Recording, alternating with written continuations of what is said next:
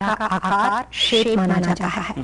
अगर मैंने अभी जिस तरह से आपको बताया, इसके अलावा भी बहुत से ऐसे बिजनेस हैं जो कि फायर के साथ कंसिडर किए जाते हैं। अगर रहने वाला आदमी फायर ग्रुप पर्सनालिटी का है और अगर उसको फायर वाले बिजनेस के साथ उसकी लेन देन है, इस तरह का हमें कोई वेयर हाउस बनाना है, जैसे इंक और स्टेशनरी रिलेटेड बिजनेस होते हैं, उसको भी हम कई बार पिरामिड शेप देते हैं, क्योंकि उसकी भी प्रिंटिंग बिजनेस, क्योंकि जिसकी भी किसी भी चीज की तीव्र स्मेल हो, जैसे लीकर की अपनी एक स्मेल होती है, इंक की एक स्मेल होती है, तो ऐसे बिजनेस भी फायर में कंसीडर किए जाते हैं।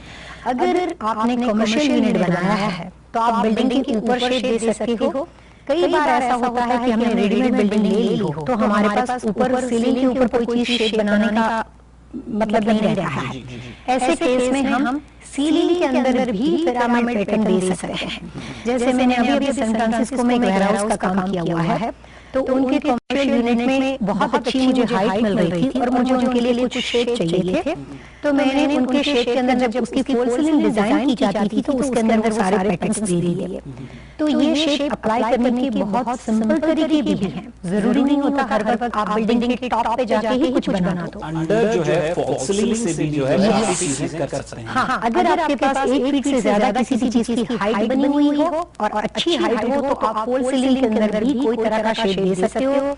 यहाँ तक कि मैंने न्यू जर्सी के अंदर कुछ फार्मेसी बनाई हुई है।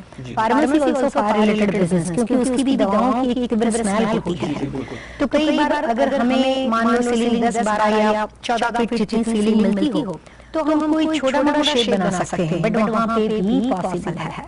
तो किसी भी शेप को बनाने के लिए ये बात आप जरूर ध्यान में रखिए कि जरूरी नहीं होता है कि रूफ से शुरू करें। हम सीलिंग के थ्रू जहां से भी हो सकता है हम ट्राई कर सकते हैं कि वो उस तरह के शेप के अंदर, यानी कि उसके बीच में इंसान आना चाहिए, तो उसका हमें फायदा मिलता है। पिरामिड शेप का मतलब ये नहीं होता है कि आप एक छोटा सा पिरामिड ले लो और अपने ऑफिस के टेबल के ऊपर रख दो तो पूरी बिल्डिंग में पिरामिड जनरेट करेगा, ये नहीं होता है। पर पल्लवी, यहाँ पर जो बात नजर आ रही है वो नेचर ऑफ वर्क से आप उसको रिलेट कर रहे हैं, लेकिन अगर ये बात रेजिडेंशियल पर्सपेक्टिव से देखनी हो तो फिर कैसे उसको देखेंगे? जैसे रेजिडेंस के अंदर हमेशा वास्तु में बिल्डिंग के एलिवेशन को बहुत महत्वपूर्ण दिया गया है। अगर बिल्डिंग का एलिवेशन बनाते वक्त अगर बिल्डिंग के ऊपर मुझे पिरामिड शेप, आप यूके और यूएस में देखेंगे तो बहुत सी बिल्डिंगों में आपको पिरामिड शेप तो कॉमन चीज है, आराम से मिलेगी। बट उसमें पिरामिड दो तरह से होता है। एक तो होता है कि बिल्डिंग का स्ट्रक्चर बना हुआ है और सिर्फ आगे से फ्रंट एलिवेशन से उन्होंने एक पिरामिड जैसा इस तरह से शेप दे दिया है, ट्रायंगुलर जैसा। बट वो बिल्डिंग के ऊपर नहीं है, सिर्फ एलिवेशन में फ्रंट में है। It's called fire building. But कई बार ऐसा होता है कि लोग घरों के ऊपर पिरामिड बना देते हैं। तो वास्तु के अनुसार कभी भी किसी भी बेडरूम के ऊपर पिरामिड नहीं बनाना चाहिए, क्योंकि बेडरूम जो है वो आराम की जगह है, सोने की जगह है, और पिरामिड जो है वो एनर्जी जनरेट करता है। तो पिरामिड का आइडियल ऑप्शन होता है घर के सेंटर पार्ट में, जिसको वास्तु में ब्रह्मस्थान बोलते हैं। आपके मकान के ब्रह्मस्थान में, और दूसरा बनता है आपका लिविंग रूम या फैमिली रूम। अगर आपका घर डबल हाइट बना हुआ हो तो ऊपर अगर आपको इस तरह से कोई शेप बनाना हो, जैसे बिल्डिंग के एक्सटर्नल लाइन में लाइक आप एलिवेशन में ले सकते हो या फॉल सीलिंग के अंदर ले सकते हो, ऐसे भी आप शेप बना सकते हो। बट बेडरूम के ऊपर पिरामिड नहीं बनाना चाहिए। ये सारी डिस्कशन हमने पिरामिड के बारे में बोली। इस तरह से कई बार कुछ बिल्डिंग के एलिवेशन इस तरह से बनते हैं कि जिसमें ऊपर के शेप अस्पष्ट आकार के बने होते हैं, ऊपर से कई बार शेप नहीं होता है। ऐसे शेप को वास्तु में वाटर बिल्डिंग कहते हैं। दूसरी तरीके से देखने जाए तो जिसमें सबसे ज्यादा ग्लास का इस्तेमाल किया गया हो, माइकल का, जैसे ग्लास सबसे ज्यादा बना हुआ हो और उसमें ऊपर के एलिवेशन में स्पष्ट आकार हो, तो ऐसे शेप वाली बिल्डिंग को भी वाटर बिल्डिंग बोलते हैं। तीसरा शेप आता है माइकल बिल्डिंग। जिस तरह से आप मॉस्क के ऊपर एक राउंड शेप देखते हो, कोई भी वर्ल्ड में आप एग्जीबिशन सेंटर या आप एयरपोर्ट देखेंगे तो एयरपोर्ट के ऊपर एक तरह की सीलिंग में एक तरह की पैटर्न्स बनी हुई होती है। ये सारे माइकल बिल्डिंग्स हैं। और फोर्थ होता है अर्थ बिल्डिंग। अर्थ बिल्डिंग जहाँ पे हम लोग आमतौर पे आदमियों के घर बनते हैं। ज्यादातर रेसिडेंशियल बिल्डिंग स्क्वायर और रेक्टेंगुलर में डिजाइन की जाती है, जिसके ऊपर कोई शेप नहीं दिया जाता, जिसका रूफ क्लीन होता है, ऐसे शेप वाली बिल्डिंग को वास्तु के अनुसार अर्थ बिल्डिंग कहते हैं। तो बिल्डिंग को देखने से आपको पता चल जाएगा कि ये वाटर बिल्डिंग है, अर्थ बिल्डिंग है, फायर बिल्डिंग है कि मेटल बिल्डिंग है।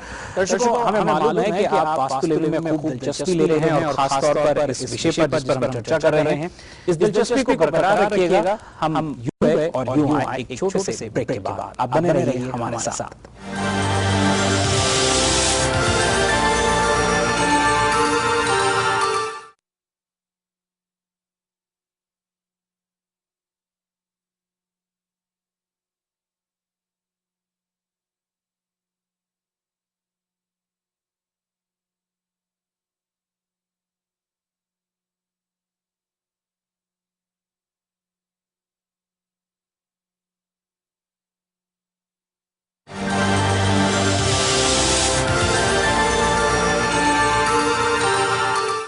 ब्रेक के बाद आप सभी दर्शकों का एक बार फिर से स्वागत है। मैं विकास नांगिया और हमारे साथ वास्तु लिविंग में है हमारे फंग शुई और वास्तु एक्सपर्ट पल्लवी चिल्लावाड़ा। पल्लवी, आपका एक बार फिर से स्वागत है।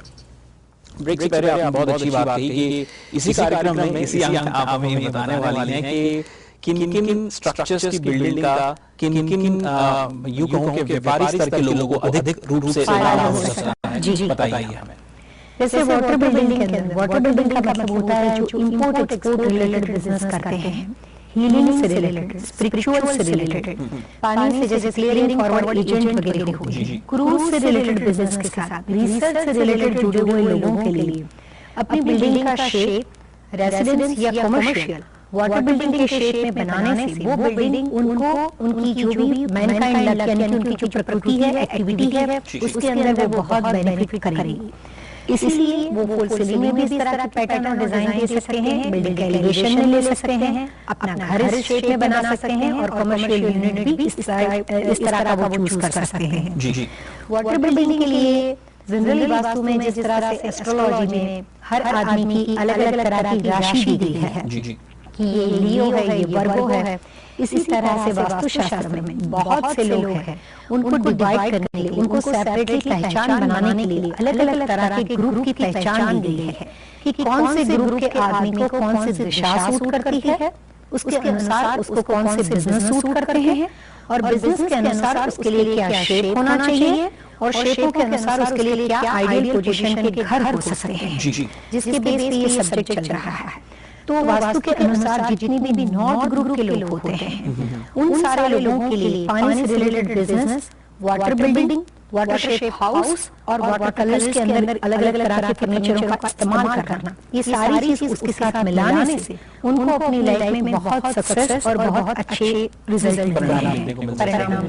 पल्लवी, हम वाटर स्ट्रक्चर की बिल्डिंग के बाद हम अगली पर जाएं, जिस तरह से फायर स्ट्रक्चर की बिल्डिंग का भी बताया था। मैं यहीं पे ज्यादा से ज्यादा हमारी कम्युनिटी के अंदर बहुत से लोग हैं जो बिजनेस के सर्कल के अंदर हैं, जो कन्वीनियंस स्टोर बिजनेस के अंदर हैं। अब वो किसी की फ्रेंचाइज भी लेते हैं या खुद के भी स्टोर इस तरीके के चलाते हैं, तो उनकी अमूमन जो इस तरह का स्टोर है उसकी रूफ या एक दुकान का ढांचा जिस तरह का होता है कि वो स्क्वायर शेप में जी, तो उसमें अगर कोई खास तब्दीली या कोई ऐसी चेंजेस लाना हो कि उसमें कुछ बेनिफिट हो सके उन्हें, किस तरह की चीजें कर सकते हैं? बहुत सी कर सकते हैं। जैसे आपने कई बार देखा होगा कि 7-Eleven, तो आप कहीं भी जाते हो तो 7-Eleven की एक पैटर्न होती है, उनके अपने कलर्स होते हैं। 7-Eleven किसी भी एरिया में बनाया गया हो, किसी भी सिटी में बनाया गया हो, लेकिन उनकी एक पैटर्न और पहचान की वजह से आप तुरंत जान जाते हो कि हाँ ये 7-Eleven है, ये मैकडोनल्ड है। कई बार उनके कलर्स के थ्रू हम बिना नाम पढ़े भी दूर से अगर उसका कलर देख लेते तो हमें पता चल जाता है यार 7-Eleven। तो ये जो हमारी मेंटालिटी बन गई है, या ये समझो कि फ्रेंचाइज की वजह से हमको ये बात समझ में आ चुकी है। इसी तरह से आप वाटर बिल्डिंग, फायर बिल्डिंग, कोई भी तरह का शेप, कोई भी तरह की चीज डालना किसी भी बिल्डिंग में चाहते हो तो कलर के थ्रू, कंस्ट्रक्शन के through, internal system like fall ceiling तो इंटरनल पार्ट है, उसके लिए हमको घर के बाहर कुछ नहीं करना है। तो ऐसे बहुत से तरीके हैं, ये पैटर्न हम किसी भी तरीके से वहाँ पे डेवलप कर सकते हैं। बट सारी बातें 100% क्लियर तभी हो सकती है कि जब कोई एक साइड के बारे में हम कंफर्म बात करें। अभी तो मैं आपको सारी फॉर्मूलाज उसको किस तरह से अप्लाई करने के आसान तरीके हैं सभी के लिए जो जी माइंड लेते हैं। जी, बट हम सिर्फ वही बातें कर रहे हैं कि हर जगह पे वो चीज पॉसिबल है। ऐसा नहीं है कि आप होलसेलिंग में बनाएंगे तो आपको रिजल्ट नहीं मिलेगा या बिल्डिंग के रूप में जो आसान तरीका आप डेवलप कर सकते हो, आपको लगता है आप उसको फॉलो करो। हमें तो बेनिफिट से मतलब है। जी बिल्कुल बिल्कुल बिल्कुल, आम खाने से मतलब है, बकलियां किसको करने का शौक है।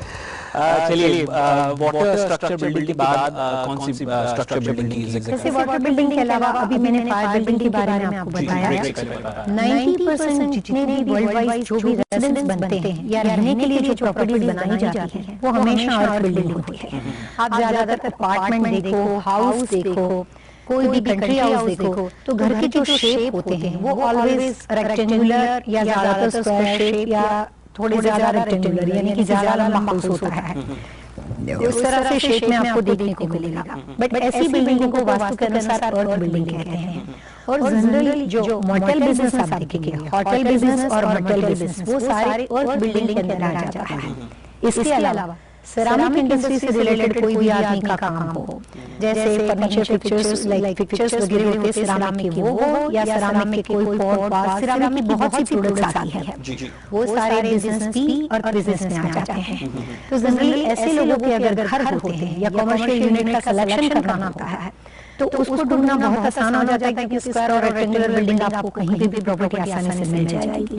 कई बार ऐसा होता है कि फायर कम अर्थ बिल्डिंग या फायर कम वाटर कम अर्थ बिल्डिंग बनाने से भी हमें बहुत फायदा मिल सकता है। तो आप मतलब इन तीनों चीजों का मिला जुला संगम करके भी इस तरह की बना सकते हो, स्ट्रक्चर बना सकते जी। पहले जो आपको बता रही थी वो तो मैं आपको शेप की एक पहचान दे रही थी, बट जरूरी नहीं होता कि आप सिर्फ किसी भी एक शेप को फॉलो करो।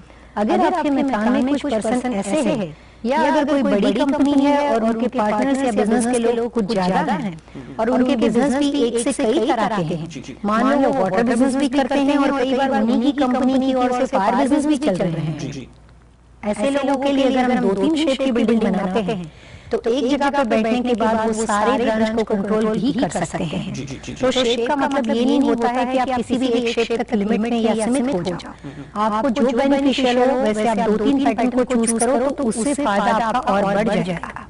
तो ये बात साफ हो जाती है यहाँ पे कि आकार हमारे व्यवहार में बहुत सारी चीजों की तब्दीलियां लेकर आ सकता है। मतलब वक्त एक छोटे से ब्रेक का हो रहा है, लेकिन उस ब्रेक में जाने से पहले टिप ऑफ द वीक क्या है? हम इस बिल्डिंग के अंदर शेप के बारे में बात करते थे। तो जनरली वास्तुशास्त्र के अनुसार जो भी आदमी रिटेल चीज के साथ बिजनेस करता है, जैसे कंज्यूमर के साथ उसका ट्रेडिंग होता है, और जहां तक अभी आपने कन्वीनियंस स्टोर्स के बारे में बताया था न्यू जर्सी में, तो ऐसे लोगों के लिए सबसे ज्यादा हाईली प्रॉफिट और फाइनेंशियली बेनिफिट्स लेने के लिए वास्तुशास्त्र के अनुसार मेटल जो शेप है वो बहुत फायदा करता है। आप अपने स्टोर्स के अंदर या कन्वीनियंस स्टोर्स में, फार्मेसी बिजनेस में, गैस स्टेशन बिजनेस वाले लोगों के लिए जिसको रिटेल लोगों के साथ बार बार डील करना पड़ता है, तो अपने बेनिफिट्स के लिए आप अपने बिल्डिंग के अंदर सीलिंग के अंदर, फॉल सीलिंग की पैटर्न के अंदर अगर आप राउंड जैसा मॉडल शेप बना सकते हो, और ये पूरे आपको स्टोर को कवर नहीं करना है, जिस काउंटर के ऊपर आप बिजनेस करते हो सिर्फ उसके ऊपर वाला हिस्सा जहाँ पे आपने रजिस्टर रखा हुआ हो और जहाँ पे आपका कैश ट्रांजैक्शन होता है, अगर आप अपने शेप को भी मॉडल शेप में चेंज करते हो तो भी वो आपको बहुत अच्छा फायदा करेगा। तो ये आपका tip of the week Pallavi Chillawada के साथ हमारा वास्तु लिविंग जारी रहेगा, लेकिन एक छोटे से ब्रेक के बाद ध्यान रहे हम चर्चा हम सभी के लिए कर रहे हैं जिससे हम सबका लाभ हो सकता है।